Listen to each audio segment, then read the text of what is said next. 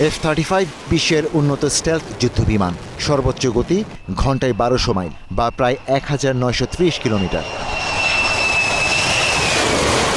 মধ্যপ্রাচ্যের বড় শক্তি সৌদি আরব দীর্ঘদিন ধরেই যুক্তরাষ্ট্রের কাছ থেকে F-35 কেনার আগ্রহ দেখাচ্ছে।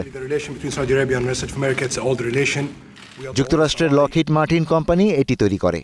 প্রতিটির দাম কমপক্ষে $10 কোটি, অর্থাৎ প্রায় 122 কোটি টাকা। মিত্র দেশগুলো ছাড়া এখনও কারো কাছে F-35 বিক্রি করেনি যুক্তরাষ্ট্র। মঙ্গলবার হোয়াইট হাউসে বৈঠকে বসবেন প্রেসিডেন্ট ডোনাল্ড ট্রাম্প ও সৌদি ক্রাউন প্রিন্স মোহাম্মদ বিন সালমান। এই বৈঠকে হতে পারে রিয়াদ ওয়াশিংটন প্রতিরক্ষা চুক্তি, যার আওতায় সৌদি আরব হতে পারে F-35 এর অধিকারী সেই বিরল দেশ। সৌদি আরব তার আকাশ প্রতিরক্ষায় F-35 পেলে মধ্যপ্রাচ্যের সামরিক ভারসাম্যে ঘটবে এক নতুন মেরুকরণ। যা নিয়ে এরই মধ্যে সরব ইসরায়েল। তেল আবিবের শঙ্কা, এতে তাদের নিরাপত্তা ঝুঁকি বাড়বে।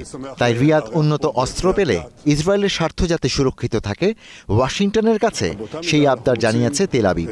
আছে সৌদি ইসরায়েল কূটনীতিক সম্পর্ক স্বাভাবিক করার দাবিও। ধারণা করা হচ্ছে মোট 48টি জঙ্গি বিমান কিনতে কয়েক বিলিয়ন ডলার খরচ করতে যাচ্ছে রিয়াদ। এর মধ্যে কতটি F-35 থাকছে সেই ইঙ্গিত মিলেছে ট্রাম্পের কথায়।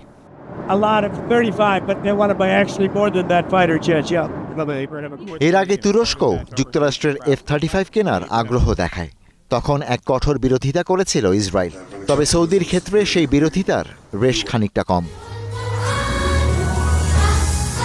মধ্যপ্রাচ্যের আরেক দেশ সংযুক্ত আরব আমিরাতের মতো সৌদিও যদি আব্রাহাম অ্যাকর্ডসে সই করে, তাহলে ইসরায়েল মহা খুশি হবে। তখন F-30 নিয়েও তাদের কোনো আপত্তি থাকবে না। আব্রাহাম চুক্তির আওতায় ইসরায়েলের সাথে সম্পর্ক স্বাভাবিক করেছে সংযুক্ত আরব আমিরাত। ট্রাম্পও আশা করেন সৌদি আরব শীঘ্রই আব্রাহাম চুক্তিতে যোগ দেবে। তবে সৌদি বলছে ফিলিস্তিন রাষ্ট্র প্রতিষ্ঠার নিশ্চয়তা পেলেই কেবল তারা আব্রাহাম অ্যাকর্ডসে যোগ দেবে। তবে পেন্টাগনের গোয়েন্দা প্রতিবেদন অবশ্য ওয়াশিংটনের জন্য কিছুটা উদ্বেগের। এতে সতর্ক করা হয়েছে রিয়াদ F-35 এর মালিক হলে এই প্রযুক্তি চীনের হাতে পড়তে পারে।